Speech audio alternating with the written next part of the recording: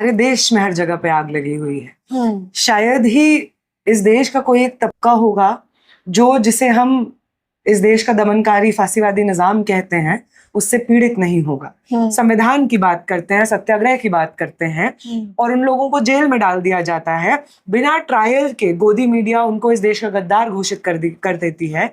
अगर वो लोग टुकड़े टुकड़े गैंग में हैं तो मैं गर्व महसूस करती हूँ कि मैं ऐसे गैंग में हूँ। अगर इस देश के टुकड़े टुकड़े तो पहली बात आप करते हैं, धर्म के आधार पे, जाति के आधार पे, भाषा के आधार पे, अमीर गरीब के आधार पे आप इस देश को बांटते हैं। तो जयपुर से स्टूडेंट्स आए थे, बिहार से स्टूडेंट्स आए थे, मेरठ यूनिवर्सिटी से स्टूडेंट्स आए थे, यूपी से स्टूडेंट्स आए थे, इलाहाबाद से, झारखंड से स्टूडेंट्स आए थे। मैंने एक वीडियो देखा कि सिक्किम से भी स्टूडेंट्स आए थे। पेपर लीक होते हैं तो सिर्फ एग्जाम के पेपर नहीं लीक हो रहे हैं, आगे आने वाले भविष्य के जितने प्लान्स हैं वो सब धराशायी हो जाते हैं। कि हमें उनकी लाठियों का जवाब मोहब्बत से देना है, हमें उनके रिप्रेशन का जवाब यूनिटी से देना है, उनके वायलेंस का जवाब संविधान से देना है। 6 जून कॉकरोच जनता पार्टी के आंदोलन के बाद सिर्फ और सिर्फ एक चेहरा टटोला जा रहा है, पूछा जा रहा है कि वो चेहरा आखिरकार है कौन। अभिजीत दीपके के बगल में नजर आने वाली लड़की कौन है जो इन दिनों सोशल मीडिया पर छाई हुई है। फ्रेम में आपको वही लड़की नजर आ रही होगी। मुझे जितना जानकारी है कॉमरेड नेहा इन्हें कहा जाता है। बाकी मैं चाहूंगी कि दर्शकों को आप खुद बताएं, आप कौन हैं? मेरा नाम नेहा है। मैं जेएनयू की एक स्टूडेंट हूँ, वहां से मैं आर्ट्स एंड एस्थेटिक्स में पीएचडी कर रही हूँ और आयसा की एक एक्टिविस्ट हूँ। इतने में सम अप हो जाता है। राइट। अच्छा, आपका चेहरा इससे पहले भी सोशल मीडिया पर अभी तो वायरल है, लेकिन अमूमन मुझे लगता है वायरल रहता है, जैसे आप तमाम मुद्दों पर चर्चाएं करती रहती, तो उसकी वजह क्या है?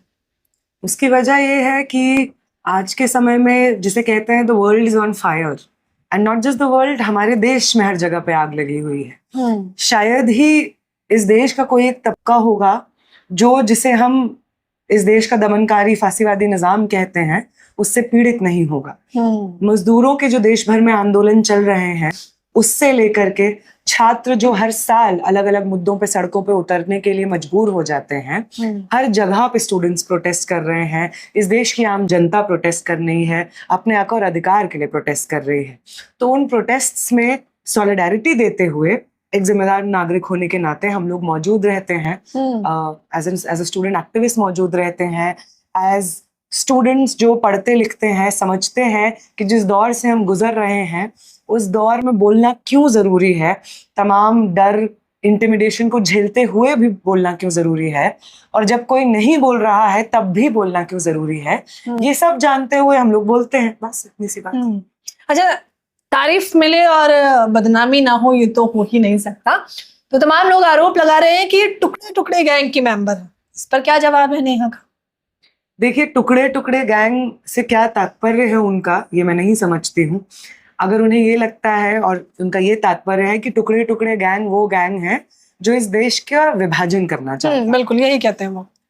तो अगर 17 साल का वेदांत कहता है कि ये जो आपने मेरे फिजिक्स के पेपर में आंसर शीट लगाई है, ये हैंडराइटिंग मेरी नहीं है, देखो ये मेरे इंग्लिश के पेपर की हैंडराइटिंग से मैच नहीं कर रही है, मेरे क्लास की जो नोटबुक में हैंडराइटिंग है उससे मैच नहीं कर रही है, और उसको कॉकरोच कहा जाता है, पाकिस्तानी टुकड़े टुकड़े गैंग कहा जाता है। अगर ऐसे स्टूडेंट्स को आप टुकड़े टुकड़े गैंग कहते हैं तो मैं गर्व महसूस करती हूँ कि मैं वेदांत की कैटेगरी में आती हूँ। वो उमर खालिद जो 2019 में इस देश में लोकतंत्र की नई परिभाषा लिखते हैं, जो तमाम डर और पुलिस रिप्रेशन के डर के बावजूद इस देश की सड़कों पे प्रेम की बात करते हैं, एकजुटता की बात करते हैं, एक साथ आने की बात करते हैं, और उनके लाठी डंडे जो कि जामे की लाइब्रेरी में चलाए जाते हैं, उनके ऑपोजिशन में संविधान की बात करते हैं, सत्याग्रह की बात करते हैं, और उन लोगों को जेल में डाल दिया जाता है बिना ट्रायल के। गोदी मीडिया उनको इस देश का गद्दार घोषित कर देती है। अगर वो लोग टुकड़े टुकड़े गैंग में हैं तो मैं गर्व महसूस करती हूँ कि मैं ऐसे गैंग में हूँ। अगर हम जैसे तमाम स्टूडेंट्स इस देश में नेशनल एजुकेशन पॉलिसी के खिलाफ विरोध कर रहे हैं, 2024 में भी एक नीट का पेपर लीक हुआ था जिसमें हम लोग एनटीए में सिट इन पे बैठे थे, और उस वक्त भी कहा जा रहा था कि टुकड़े टुकड़े गैंग है। तो इस देश के टुकड़े टुकड़े तो पहली बात आप करते हैं, धर्म के आधार पे, जाति के आधार पे, भाषा के आधार पे, अमीर गरीब के आधार पे आप इस देश को बांटते हैं। इसलिए अगर असली कोई टुकड़े टुकड़े गैंग है, जिस देश की परिभाषा इस चीज पे रखी जाती है कि वो एक ऐसा देश होगा जहाँ पे हर धर्म, हर जाति, हर रंग रूप, हर भाषा के लोगों की इज्जत की जाएगी, उनकी जगह होगी, जिस देश को आप बार बार कहते हैं कि तुम अपनी जाति के नाम पे अलग हो, धर्म के नाम पे अलग हो, भाषा के नाम पे अलग हो, अमीर गरीब होने के नाते अलग हो, लिंग के आधार पे अलग हो, तो असली टुकड़े टुकड़े तो इस देश के वो लोग कर रहे हैं। हम वो लोग हैं जो इन डिविजन्स और इन मार्जिनलाइजेशंस को उजागर करके उनके जो अधिकार हैं, उनकी लड़ाइयों को सॉलिडारिटी प्रस्तुत करते हैं इन सड़कों पे, अपने सोशल मीडिया पे, अपने नारों में, अपने प्रोटेस्ट्स में हम वो काम करते हैं। तो ये है हमारी डेफिनेशन। तो क्या नेहा उमर खालिद का समर्थन करती हैं? बिल्कुल करते हैं, क्यों नहीं करेंगे उमर खालिद का सपोर्ट। उन्हें तो बकायदा, क्योंकि टीवी चैनलों पे जब उनका ट्रायल नहीं होता है उससे पहले ही उन्हें बताया जाता है खालिस्तानी है, ये वो छात्र है जो इस देश के टुकड़े टुकड़े गैंग में शामिल है, जो ये कहता है कि भारत तेरे टुकड़े होंगे इंशाल्लाह इंशाल्लाह। क्या उसका आप लोग समर्थन करते हैं?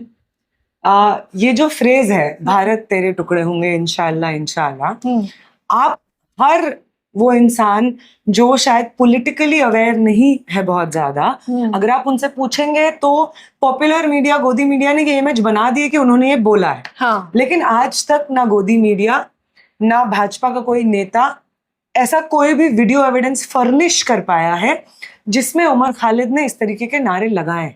इनफैक्ट जिस प्रोटेस्ट का वो इंस्टेंस है 2016 की, वो बात करते हैं और कहते हैं कि उसमें ये नारे लगे थे और ये उन्होंने चलाया मीडिया में, और इसके लिए माफी मांगनी पड़ती है गोदी मीडिया को कि हमने एक फैब्रिकेटेड वीडियो चलाया, ये वीडियो तो एडिटेड है। तो ये असली सच है जो लोगों को नहीं मालूम है। तो उमर खालिद वो नहीं है जिसने ये नारे लगाए। उमर खालिद वो इंसान है जो इस देश की सड़कों पे उतरा और ऐसे लोगों के बीच, ऐसे हजारों लोगों के बीच उतरा जिनका बहुत पॉपुलर सपोर्ट था, और उसने इनके बीच में उतर करके क्या बोला।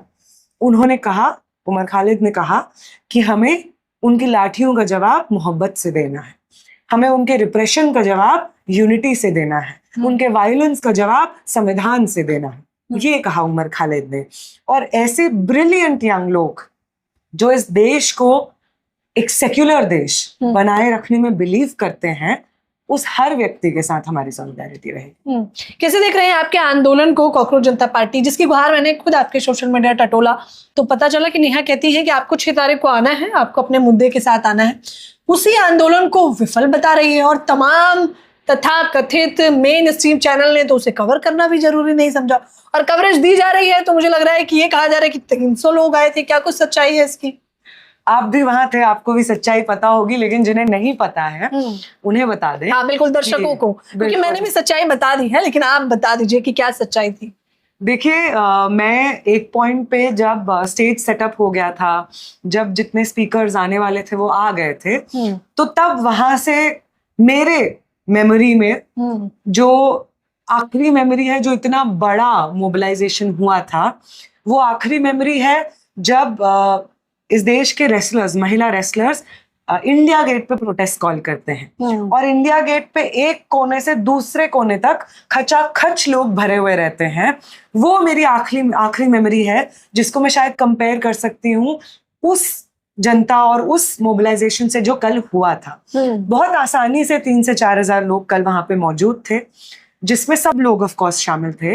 वो स्टूडेंट्स जो दिल्ली में रहते हैं, DU में, JNU में, जामिया में, अशोका, इन तमाम यूनिवर्सिटीज में पढ़ते हैं, वो शामिल थे। वो स्टूडेंट शामिल थे क्योंकि मैं वहां पे मौजूद थी, तो बहुत सारे स्टूडेंट्स पर्चे हमारे पास भेज रहे थे अपने कंसर्न्स लेकर के। तो जयपुर से स्टूडेंट्स आए थे, बिहार से स्टूडेंट्स आए थे, मेरठ यूनिवर्सिटी से स्टूडेंट्स आए थे, यूपी से स्टूडेंट्स आए थे, इलाहाबाद से, झारखंड से स्टूडेंट्स आए थे।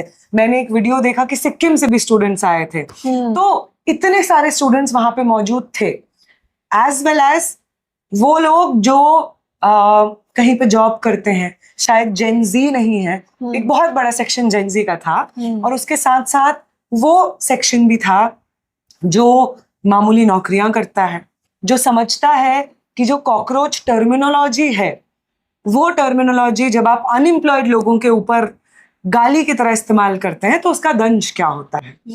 आप सिस्टमैटिकली वो लोग जिन्हें प्राइवेट स्कूलिंग में कभी घुसने का, अच्छी शिक्षा लेने का कभी मौका ही नहीं मिला, इसलिए इस देश में जो पब्लिक एजुकेशन की खस्ता हालत है उसी में पढ़ने पे मजबूर हुए, और उसके बाद जब नौकरियां ढूंढने के लिए गए तो तमाम रीजंस की वजह से जो पब्लिक और प्राइवेट एजुकेशन सिस्टम का डिवाइड है, एक तरीके का सिस्टम आपको डेलिबरेटली एक मार्जिनलाइजेशन पे प्लेस करता है, और दूसरा जो कि प्राइवेट एजुकेशन का सिस्टम है वो डेलिबरेटली आपको भाषा सिखाता है, पब्लिक स्पीकिंग सिखाता है, कॉन्फिडेंस दिखाता है, आपको ये एक्सपीरियंस में सिखाता है कि ये दुनिया में आपकी एक जगह है जिसमें आप ओपनली अपनी बात रख सकते हैं, बात कह सकते हैं, जैसा महसूस करते हैं वो किसी को बता सकते हैं।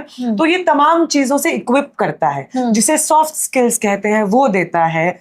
ऐसे इंस्टीट्यूशंस में जहाँ पे हाई सैलरी पे टीचर्स रखे जाते हैं, प्राइवेट इंस्टीट्यूशंस में, स्कूलों में, उन टीचर्स से पढ़ने का मौका मिलता है। और दूसरी तरफ वो पब्लिक एजुकेशन सिस्टम है जहाँ पे दूसरी क्लास से लेकर 10वीं क्लास तक एक ही टीचर पढ़ा रहा है पता लगता है, पूरे स्कूल में मात्र 3 ही क्लासरूम है, हफ्ते में एक दिन भी मुश्किल से क्लास हो जाती है। तो ये 2 तरह के सिस्टम्स हैं जो हमारे देश में एग्जिस्ट करते हैं।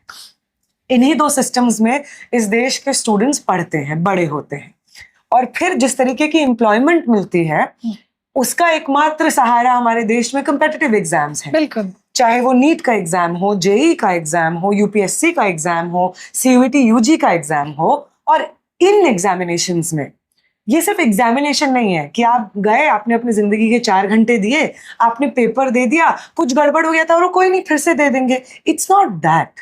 ये एग्जाम्स एक थ्रेशहोल्ड को रिप्रेजेंट करते हैं, जिसको अगर आप क्रॉस कर गए तो उस दरवाजे के उस तरफ सोशल मोबिलिटी है। जिस गरीबी में या जिस फाइनेंशियल स्ट्रेन में शायद आपके परिवार ने आपको बड़ा किया है, उसको तोड़ करके बाहर निकलने का एक अलग दुनिया है।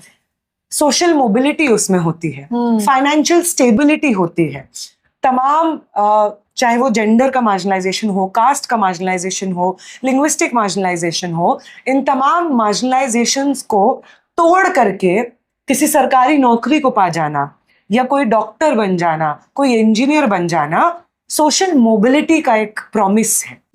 तो जब ये एग्जामिनेशंस के पेपर लीक होते हैं तो सिर्फ एग्जाम के पेपर नहीं लीक हो रहे हैं, आगे आने वाले भविष्य के जितने प्लान्स हैं वो सब धराशायी हो जाते हैं। बीते सालों के 2 साल, 3 साल, 4 साल का जो फाइनेंशियल इन्वेस्टमेंट है, परिवार अपना पेट काट करके अपने बच्चों को प्राइवेट कोचिंग इंस्टीट्यूशंस में भेजते हैं। 1 साल में पॉसिबल ही नहीं है कि 1.5 से 2 लाख से कम में कोचिंग में पढ़ाई होती हो। तो 3 से 4 लाख में लगभग 8-10 लाख खर्च करते हैं सामान्य मध्यम वर्ग के परिवार अपने बच्चों को पढ़ाने के लिए। और जब पेपर लीक होते हैं ना, तो ये पूरा फाइनेंशियल इन्वेस्टमेंट धराशायी रह जाता है। तो उनकी बात करना बहुत जरूरी है। और उससे जो लोग पीड़ित थे, जो कम्पिटिटिव एग्जामिनेशन के लिए भी तैयारियां कर रहे थे, जो जेनजी शायद नहीं है, वो लोग भी कल आए हुए थे। ऐसे लोग आए थे जो पॉलिटिकली आते हैं, वो लोग भी आए थे, और राइट विंग के भी बहुत लोग आए थे। वो तो देखा हमने कि राइट विंग के भी बहुत लोग आए हुए थे, बाकायदा वीडियो बना रहे थे। अच्छा, एक अहम सवाल है जो मुझे लग रहा है आपके जहन में भी चल रहा होगा बतौर जनता, कि क्या कॉकरोच जनता पार्टी की नई मेंबर होने वाली है नेहा, और वो भी एक बड़े पद के साथ, क्योंकि इंतजार किया जा रहा था, यही आरोप लगाया जा रहा था कि कॉकरोच जनता पार्टी के पास कोई महिला नहीं है, अब एक बड़ा चेहरा तो मिल गया है, तो क्या रणनीति है आगे की? देखिए, कॉकरोच जनता पार्टी को तो हम ऐसे ही समझते हैं कि जो खुद आई थिंक अभिजीत दीपके कहते हैं कि मैंने तो जोक की तरह इमेजिन किया था और इतना सपोर्ट मिल जाएगा मैंने कभी इमेजिन नहीं किया था। वो सपोर्ट उनको इसीलिए मिला है क्योंकि इस साल का जो पेपर लीक हुआ है और उसके बाद जो कॉकरोच बोला गया सीजेआई के द्वारा इस देश के यंग लोगों को, आरटीआई एक्टिविस्टों को, सोशल मीडिया पे पॉलिटिकल कमेंट्री करने वाले लोगों को, ये सिर्फ उसका गुस्सा नहीं है। पिछले 5-6 सालों में जितने भी पेपर लीक हुए हैं उन सालों का अक्यूमुलेटेड गुस्सा है जिसको सॉलिडिफाई किया कॉकरोच जनता पार्टी के पॉपुलर सोशल मीडिया के इमेजिनेशन में। तो अभिजीत दीप के भी ये कहते हैं, जो फाउंडर है सीजेपी के, विजेता दहिया भी यही कहते हैं, जो स्पोक्स पर्सन है, कि ये कोई पॉलिटिकल पार्टी नहीं है। ये हम लोग 4 दोस्त हैं जिन्होंने कोई अटेम्प्ट किया कि एक मूवमेंट खड़ा हो जिससे स्टूडेंट्स जुड़े और धर्मेंद्र प्रधान का रेजिग्नेशन मांगे। लेकिन उस मूवमेंट में आपको अगर एक पद दिया जाए, और क्या दिया जा रहा है, क्योंकि अंदर की बात आप बता सकते हो, और अगर दिया जाए तो कौन सा पद? ये एक मूवमेंट है, सोशल मूवमेंट। हाँ, सोशल मूवमेंट में ही। और इस मूवमेंट में हम लोग कल इसलिए भी जुड़े क्योंकि ये सोशल मूवमेंट है। अगर ये पॉलिटिकल पार्टी होती तो हम उस पॉलिटिकल पार्टी से पूरा ब्यौरा मांगते कि आप एसआईआर को कैसे देखते हैं, आप वोट चोरी को कैसे देखते हैं, आप इस देश में हो रहे कॉर्पोरेट लूट को कैसे देखते हैं, आप इस देश में दलित, आदिवासी, मुसलमान के ऊपर हो रहे नफरती हमलों को कैसे देखते हैं। हम ये तमाम ब्यौरा लेते और पूछते, लेकिन ऐसा नहीं है, इसलिए हमने कल का प्रोटेस्ट ज्वाइन किया। मजाक में ही नहीं, अगर आपको पद दिया जाए, हम ये जानना चाहते हैं तो वो कौन सा पद होगा कॉकरोच जनता पार्टी में? महिला प्रवक्ता या नहीं? पद तो मतलब ये तो ऐसी बात हो गई। इसके साथ में एसोसिएटेड हम लोग रहेंगे कॉकरोच जनता पार्टी के साथ में।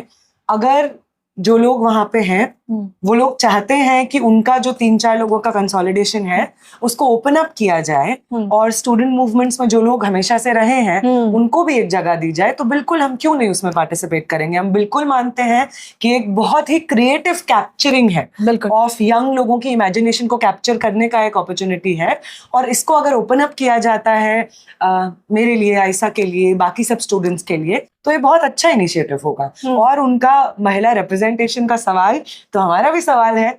बिल्कुल कोई भी यंग इनिशिएटिव में रिप्रेजेंटेशन बिल्कुल महिलाओं का होना चाहिए, सबका होना चाहिए, और इसलिए हम भी कहते हैं कि बिल्कुल हो, और हम उम्मीद करेंगे कि वो इस चीज को रिजॉल्व करेंगे, क्रिटिसिज्म को। क्योंकि शुरुआत में ही उन्होंने कहा कि हम संसद के अंदर 50% रिजर्वेशन की बात करते हैं, तो सबसे पहले तो आपको अपनी पार्टी के अंदर 50% रिजर्वेशन देना पड़ेगा, इसमें कोई दो राय नहीं। हालांकि इंतजार रहेगा समय के साथ हमें भी उस चीज का। अगर नेहा ज्वाइन करती हैं या आयशा से और भी तमाम छात्र हैं, जैसे अंजलि हैं जिनको मैं जानती हूँ, वो ज्वाइन करते हैं तो हम आपको बताएंगे। अच्छा, फिलहाल किसे देख रहे हैं, कहा जा रहा है कि किससे फंडेड है कॉकरोच जनता पार्टी, फंड कहाँ से आ रहा है? मैं कल का अब ये मुझे नहीं पता, क्योंकि मैं कॉकरोच जनता पार्टी के इनर वर्किंग्स में नहीं हूँ, शायद उस तरह से मैं वहां पे ऑर्गेनाइज करने में थी या। लेकिन आपको जितना समझ आता है कि सच में क्या फंड आ रहा है, और अगर आ रहा है तो कहाँ से आ रहा है? अच्छा, अब इसका भी सच हम कर ले। कल जब हम वहां पे प्रोटेस्ट में थे तो एक बैनर था जो कम से कम नहीं, ज्यादा नहीं तो 4-5 बार तो ऑलमोस्ट गिर गया था, जिसको हम ही लोग संभाल रहे थे, देख रहे थे। फंडिंग के लिए कहाँ से पैसा आता है ये सोचने वाली बात है। उसके अलावा माइक था, 2 माइक थे जो अलग अलग समय पे दम तोड़ रहे थे, फिर से जिंदा हो रहे थे, फिर से दम तोड़ रहे थे, फिर से जिंदा हो रहे थे। तो ये भी एक फंडिंग का प्रॉब्लम रहा। फिर फाइनली जो स्टेज सेटअप किया, उस स्टेज पे हमें चारों तरफ लोग बैठे ताकि उस स्टेज पे इतने लोग ना चढ़ जाएं कि वो गिर जाएगा, क्योंकि एक पॉइंट पे वो गिरने लगा था। बैकग्राउंड में एक बड़ा सा होर्डिंग था, वो गिरने लगा था। हम देख रहे थे ये सब, तो हम निगाहों से देख रहे थे कि बकायदा उस होर्डिंग को, क्योंकि वो काफी बड़ा था, तो उसे 6-7 स्टूडेंट पकड़ के, वो कॉकरोचेस पकड़ के खड़े हुए थे, क्योंकि लगाने का मुझे समझ नहीं आ रहा था, उन्हें समझ आ रहा हो ये सब। तो फंडिंग उन लोगों को आती है जिन लोगों की जब सरकार केंद्र में होती है तो उनके हेडक्वार्टर 2 से 5 मंजिला हो जाते हैं। आरएसएस भाजपा की बात मैं कर रही हूँ। तो फंडिंग उन लोगों को आती है। आम लोगों का ये सोशल मूवमेंट है। ये सही बात है कि जो लोग स्पोक्स पर्सन हैं वो वेल कनेक्टेड है, उनका एक सोशल कल्चरल कैपिटल है, तो उनके पास ऑफ कोर्स सोर्सेज होंगे, लोग होंगे जो मदद करते होंगे। लेकिन इस तरीके का कोई मतलब कोऑर्डिनेटेड फंडिंग आ रहा है, जैसा बोला जा रहा है कि सोरोस से फंडिंग आ रहा है या बाकी और कहीं जगह से फंडिंग आ रहा है, ऐसा मुझे तो नहीं दिखाई दिया। अच्छा, इस पार्टी का भविष्य कैसे देखती हैं अभी आप? मुझे लगता है शुरू मजाक में किया था, लेकिन मसला गंभीर हो गया। बिल्कुल बिल्कुल होना भी चाहिए, क्योंकि आप इस तरीके के सवाल जब उठाते हैं तो आप बिल्कुल जरूर अपने पर्सनल कैपेसिटी में उठाते होंगे, अपने इमेजिनेशन से उठाते होंगे, लेकिन ये सवाल इतना व्यापक है, इस सवाल में इतना पॉलिटिकल आक्रोश है कि इस सवाल को सीरियस तो होना ही था। तो कॉकरोच जनता पार्टी का फ्यूचर क्या होगा, एज अ मूवमेंट इसका फ्यूचर क्या होगा, ये इस पे डिपेंड करेगा कि कॉकरोच जनता पार्टी आगे आने वाले समय में कितना डायनेमिज्म दिखाती है। क्या वो सच में स्टूडेंट्स और यंग लोगों की जो नर्व्स है, जो उनका गुस्सा है, एक लंबे समय से बिखरते हुए एजुकेशन सिस्टम से उसको पकड़ पाती है कि नहीं। धर्मेंद्र प्रधान जो कि एजुकेशन मिनिस्टर हैं आज के समय में, उनके एजुकेशन मिनिस्टर बनने के पीछे भी पॉलिटिक्स है। और वो इंस्टीट्यूशंस जो उनको वहां पे बनाए रखे हैं उनकी भी एक पॉलिटिक्स है, एनटीए की भी एक पॉलिटिक्स है। एनटीए जैसे इंस्टीट्यूशंस को ना सिर्फ मिनिस्ट्री ऑफ एजुकेशन में बल्कि बाकी सब मिनिस्टर्स में प्रॉप अप किया जा रहा है as an alternative to accountable transparent सरकारी संस्थान। इसका भी एक पॉलिटिक्स है। सीबीएसई के बोर्ड एग्जामिनेशन में कोएम्ट एडुटेक जैसे कंपनीज का आना, जो कि ऑलरेडी तेलंगाना में इतने बड़े मैसिव मिसमैनेजमेंट के लिए रिस्पॉन्सिबल रहे, 23 स्टूडेंट्स ने अपनी जान गंवा दी इनके मिसमैनेजमेंट की वजह से, उनको टेंडर मिल जाना, ट्वीक करना गाइडलाइंस को ताकि उनको टेंडर मिलता रहे, ये भी एक पॉलिटिक्स है। धर्मेंद्र प्रधान के ऊपर 2024 में भी बहुत मैसिव प्रेशर बना था जब नीट का पेपर लीक हुआ था, तब हम लोग जंतर मंतर पे सिट इन भी किए थे एक लंबा। तो उनका इस्तीफा क्यों नहीं होता है इतने प्रेशर के बावजूद? क्योंकि वो भाजपा के लिए बहुत इंपॉर्टेंट इलेक्शन कोऑर्डिनेटर है। जब उनको परीक्षाओं की परीक्षा मैनेज करनी होती है, अलग अलग जगहों पे राष्ट्रीय लेवल के सीबीएसई के या नीट के एग्जामिनेशन का मैनेजमेंट देखना होता है, तो तब तो वो बंगाल जाकर के नंदीग्राम में चुनाव देख रहे होते हैं, हरियाणा में चुनाव देख रहे होते हैं, उड़ीसा में चुनाव देख रहे होते हैं। तो वो भाजपा के लाइन ऑफ लीडरशिप में एक बहुत इंपॉर्टेंट रोल निभाते हैं। इसलिए भी उनको इतनी इम्प्यूनिटी प्रोवाइड की जाती है कि वो करोड़ों लोगों का भविष्य बर्बाद कर सकते हैं, लेकिन उनमें फिर भी इतनी इम्प्यूनिटी, इतनी हिम्मत है कि वो पब्लिकली आकर के एक शब्द एक्नॉलेजमेंट में नहीं कह रहे हैं कि हमसे गलती हुई और हम माफी चाहते हैं। तो ये सब पॉलिटिक्स को सीजेपी समझ पाता है कि नहीं और एक पॉलिटिकल मूवमेंट में बांध पाता है कि नहीं, ये डिसाइड करेगा कि सीजेपी का क्या फ्यूचर होगा। और ये डिसाइड करेगा कि हम जैसे स्टूडेंट्स सीजेपी के साथ अपने आप को आगे कितना फ्यूचर में भी जोड़ेंगे। तमाम दर्शक, तमाम कॉकरोचेस जो आपको देख रहे हैं, उन्हें क्या संदेश है नेहा, कॉमरेड नेहा की तरफ से? नहीं, हमारा बिल्कुल यही संदेश है कि आप सब लोग जब जंतर मंतर आए, आई थिंक बहुत सारे लोग ऐसे थे जो कि इससे पहले शायद प्रोटेस्ट्स में नहीं गए थे इस तरह के, तो वो भी पहली बार आए। और लोग आए जिनको शायद लगा कि ये मूवमेंट इतना बड़ा है कि इसमें शायद रिप्रेशन से भी एक लेवल ऑफ हमको इम्प्यूनिटी मिले, उस तरह का रिप्रेशन ना हो, वो लोग भी आए। तो वो लोग जो अब सोशल मीडिया के स्क्रीन से बाहर निकल करके सड़कों पे उतरे हैं, उन लोगों को ये समझना होगा कि इस देश की सड़कों को आपकी बहुत जरूरत है। और ना सिर्फ इस एक प्रोटेस्ट के लिए, बल्कि आगे आने वाले शिक्षा व्यवस्था को बचाने, बेहतर करने कि जितने भी प्रोटेस्ट्स होते हैं, जितने भी मोबिलाइजेशंस होते हैं, उन सब मोबिलाइजेशंस में इस देश की सड़कों को, दिल्ली की सड़कों को, यूपी की सड़कों को, बिहार की सड़कों को आपकी बहुत जरूरत पड़ने वाली है। और आप ही वो लोग हैं जो समय समय पे इस देश के लोकतंत्र को बचाने की मुहिम कर सकते हैं। तो यही अपील है कि आप लोग सड़कों पे बने रहिए। कॉमरेड नेहा कह रही हैं कि आप लोग सड़कों पर बने रहिए। कॉकरोच जनता पार्टी से फिलहाल ये कह रही हैं कि अंदरूनी तौर पर मेरा अभी कोई संबंध नहीं है, पद देगा तो उसे स्वीकार करेंगे या नहीं वो भी समय की गर्त पे है। फिलहाल इन्होंने अपना इंट्रो देते हुए यही बताया कि ये वो नेहा है जो अमूमन बीपीएससी का मुद्दा हो, छात्रों का मुद्दा हो, बेरोजगारी का मुद्दा हो, शिक्षा का मुद्दा हो, महिलाओं का मुद्दा हो, या तमाम ऐसे मुद्दे हों जिनसे आप जुड़े हैं, जिनसे मैं जुड़ी हूँ, जिनसे ये देश जुड़ा है, उन मुद्दों पर डट के खड़ी रहने वाली ये कॉमरेड नेहा है। इस पूरी बातचीत पर आप लोग अपनी प्रतिक्रिया जरूर दीजिए। कैमरामैन नावेद के साथ ज्योति यादव।